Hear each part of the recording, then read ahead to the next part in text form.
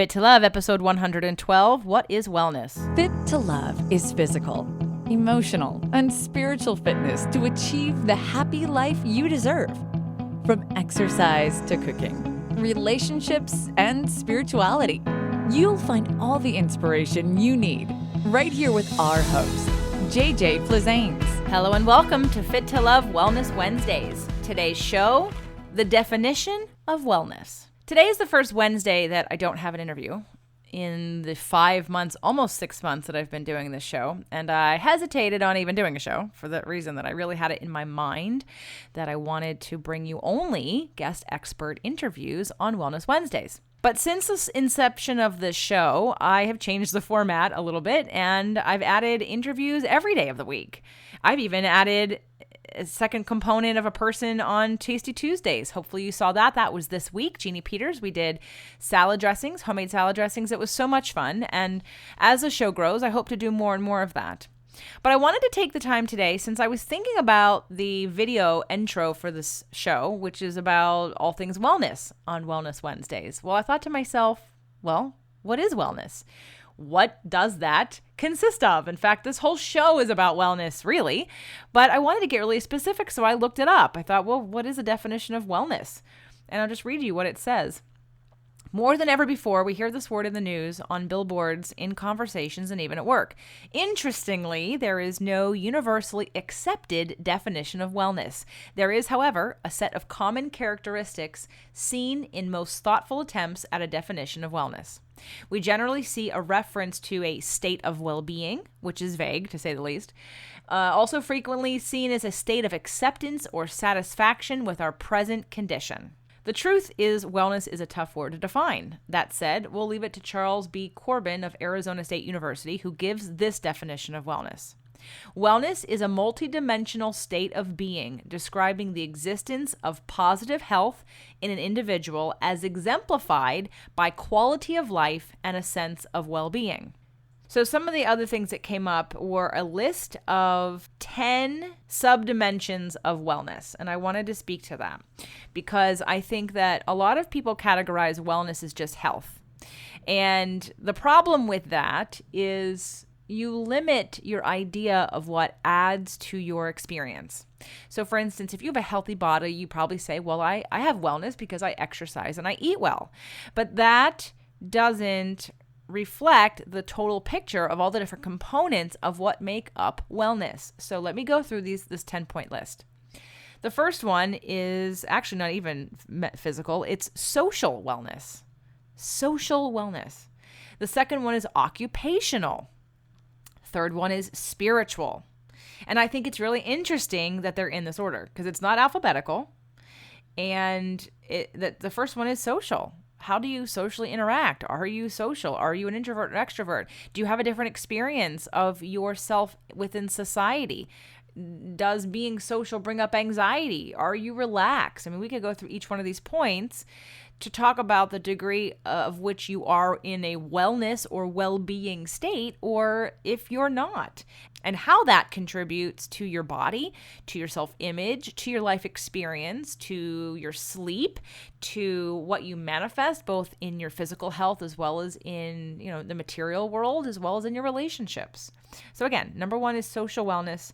Number two is occupational wellness. Well, we know that if you're not happy in your job, or if you're feeling stuck creatively, or you're feeling depressed or powerless when it comes to your job, that trickles into everything. In fact, I've seen people's whole life transform when they get out of a bad job.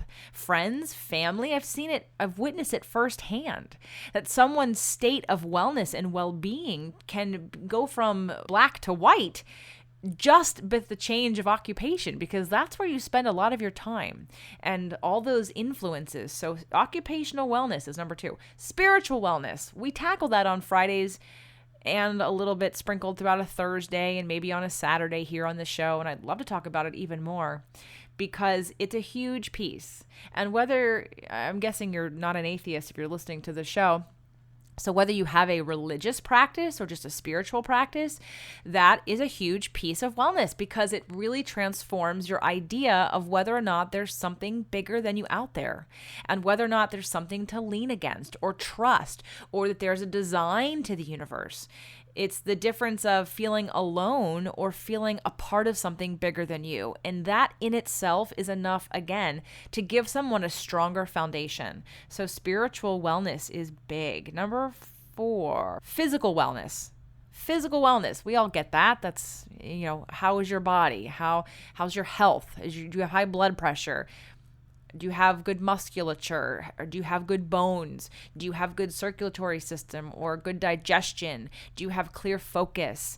Or do you have any injuries? So physical wellness, that's probably what most people think of when they think of wellness. We've got intellectual wellness. There we go. What if I know so many people that if they're not, and myself included, that if I'm not intellectually stimulated for a long period of time, I check out.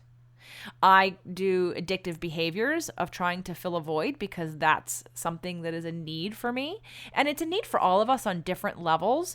But intellectual wellness, being stimulated creatively, whether it be in a left brain way or in a right brain way. I know if you've been listening to the show for a while, you may have heard that I grew up being very right brain creative, a dancer, an actress, a singer-dancer, and doing very creative things. I loved English. I didn't like science. I wasn't about left brain linearness until I started training. And then when I got to see bones and how the body worked and biochemistry of nutrition, then I started to look at the left brain sciences in a much different way, and I embraced them and I understood them differently. And so I got to balance out my left brain, right brain, but I've learned about myself over the years that if I'm too much in one side of my brain, I have a yearning to be balanced.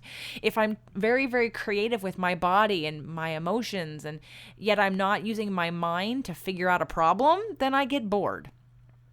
If I'm using only my mind to figure out problems and I'm disconnected from my body in a left brain kind of way, then I get restless and I feel unsettled and I don't feel relaxed because my body is yearning to move and be engaged.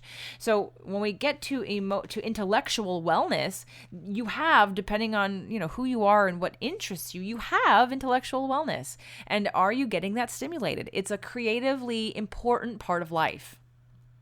Next, we move to emotional wellness. Well, that's pretty obvious, right? Emotional wellness. Are you happy? Are you a negative or positive person? Are you resilient? Can you bounce back when something happens to you? It's a muscle that I believe can be strengthened just like your body, that you're training your thoughts, you're training your interpretations, you're learning how to see things from different perspectives. You're mindful. You're conscious of your own thoughts and your feelings and the stories that you're telling yourself so that you can analyze and decide if that story is serving you and if that story is even true. Tomorrow's show is overcoming limiting beliefs, and we start to dive into the world of NVC, nonviolent communication, which I'm going to give a different title later on, and I'm going to do a show that goes over it in more simplicity so that you really understand the movement. We go into a little more intermediate advanced information in tomorrow's show, and for that I apologize ahead of time. But do listen. Roger's a good teacher, and the information is really important, and it's really one of those keys to uncovering, again, the intellectual, the emotional, the spiritual, figuring out what it is that you need, and being able to give yourself that. And that's going to be on every level of wellness.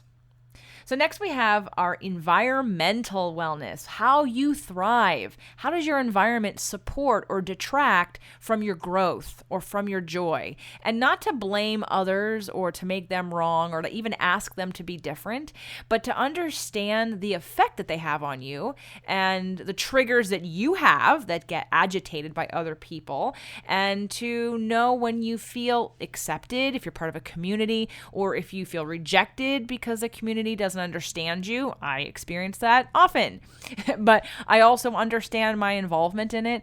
I also know what I need to do to counterbalance that. And knowing that is really important, because then you get to create what it is that you need in order to support you in every way. And sometimes if you just become a victim to your environment, then you give up your power to others and say that it's their fault that you feel the way that you feel. It's because their anxiety or their negativity, when you're choosing to be in the environment, even if it's work. I mean, environmental wellness can be linked to occupational wellness. Is it a healthy environment? Now, with that said, you still have the tools and I can give you tools, and I'm giving you tools through the show of overcoming any environment by your point of attraction based on law of attraction. You can tap into an energy that everybody else isn't if you're doing the work. So you never need anyone else to change. However, it is a good boundary practice to notice your environment and to decide in a loving way if it serves you or not. And then to say, well, if it doesn't serve me, and if I'm not being of service, and if there's nothing really positive coming out of it, and if I'm not really ready to deal with the triggers and I just keep getting triggered, then it isn't a healthy environment for me to be in. And you can look all over the world in every situation and have a feeling, whether it be feng shui, whether it be energetic and vibrational or just emotional. You can walk into a room full of angry people and feel the tension in the air. You don't need any words. You don't need someone to do something to show you their anger. You feel it. And that's what I'm talking about with environmental wellness. And it is harder to keep your ground sometimes when you're in a room like that. So that might be a time where you decide that your environment has to change, whether it be your own mind coming into it ahead of time and choosing not to participate in that energy, or by not going into that place anymore.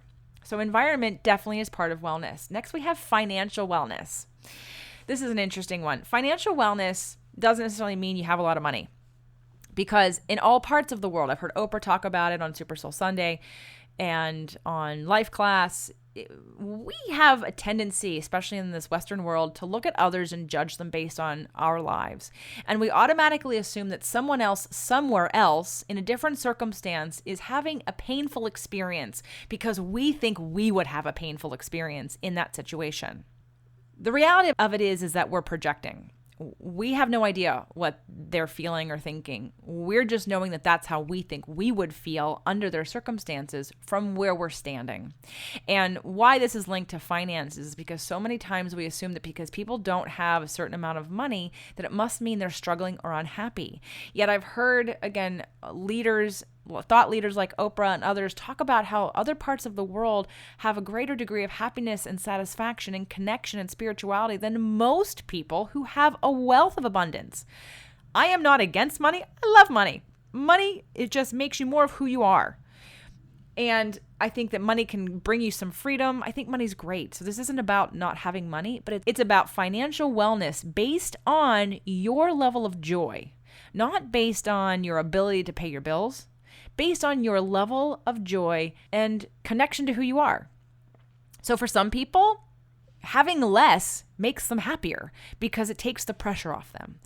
Having more for some people takes the pressure off. So it isn't an automatic. When you hear financial wellness, it's being aware of your finances. It's being aware and having things in place. And I'm sure being responsible both emotionally and financially, as well as where you put your time and attention. But think about what financial wellness means to you, what it means to me, and what I do not want it to be interpreted as me saying is that more money means you're more well, so to speak, right? Not necessarily. Not necessarily. In fact, I think a lot of times people chasing after just the money lose sight of their joy, which is why having more doesn't automatically make you happier. There's so many unhappy people who've got the perfect body and a ton of money, and they are miserable on the inside and dying slowly. Their soul is dying. So please, when you hear financial wellness, evaluate what that means for you, and maybe play with what it would look like in both directions. What would happen if there's more? What would happen if there's less?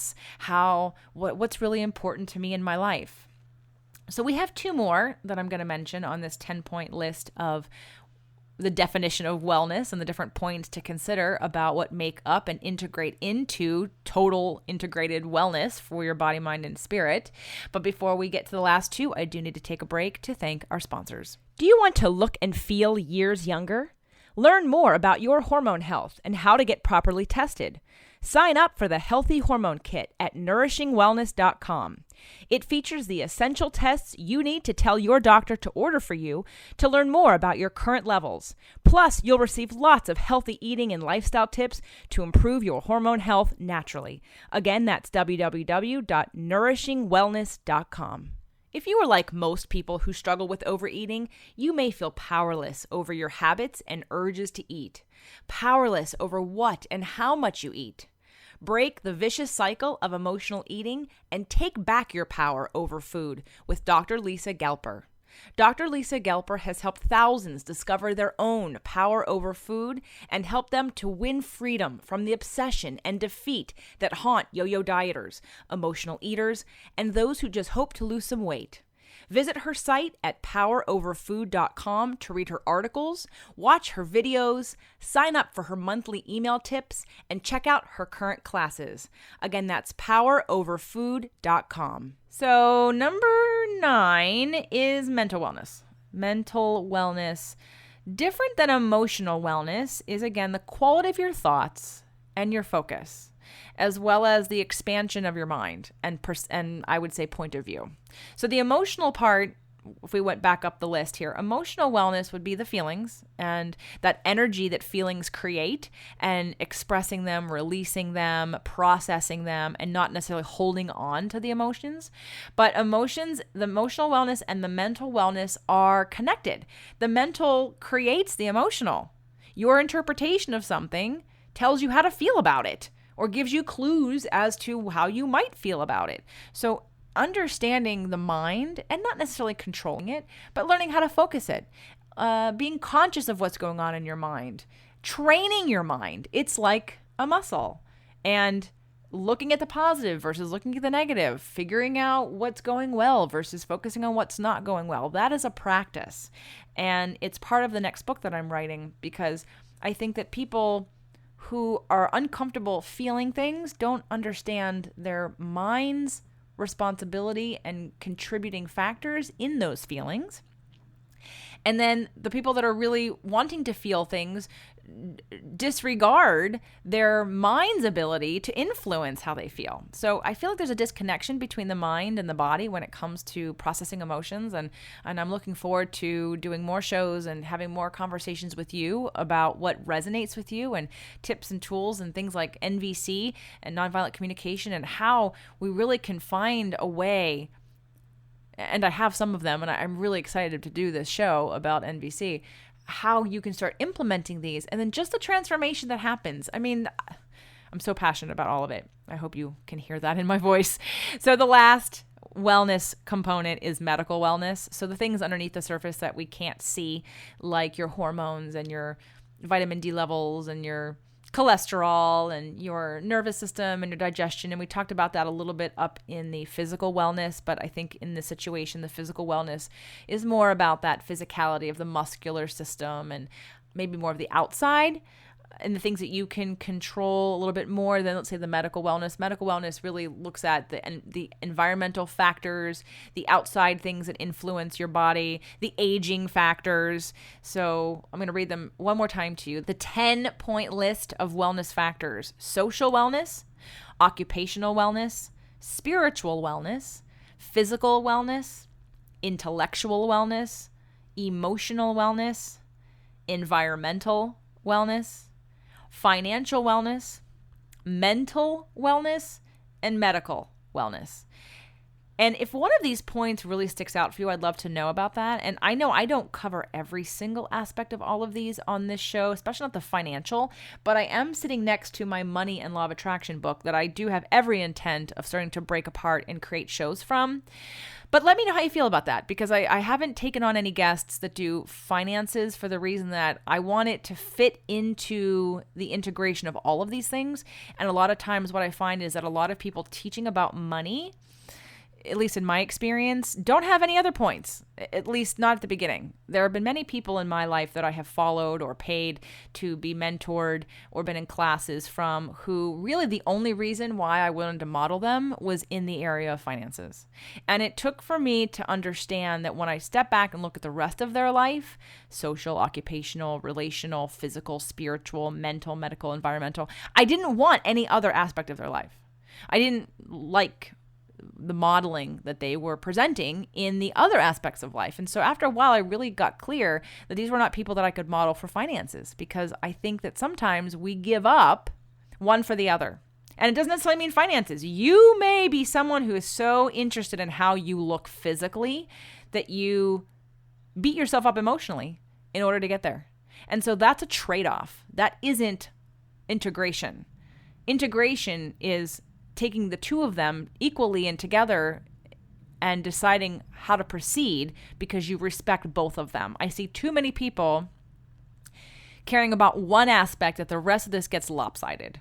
And again, so when it comes to the so let me know. I'd love to hear from you whether or not you think bringing someone on to talk about financial wellness would be beneficial to you. There are plenty of people out there talking about finances, which is why I'm leaving it to them. I feel like I'm more of the other stuff. But now that I'm looking at this list, I would love any recommendations or feedback from you about the financial piece to this.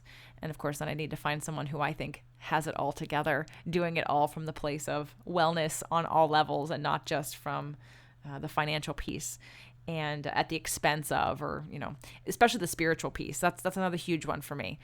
So I hope you enjoyed today's show. I'd love to hear feedback. I'd love you to come comment on the site, fit2love.tv, and look forward to tomorrow's show, which is Transforming Limiting Beliefs.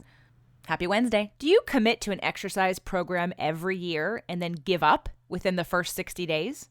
Are you ready to be accountable to yourself and uncover the personalized changes that will work for you long term?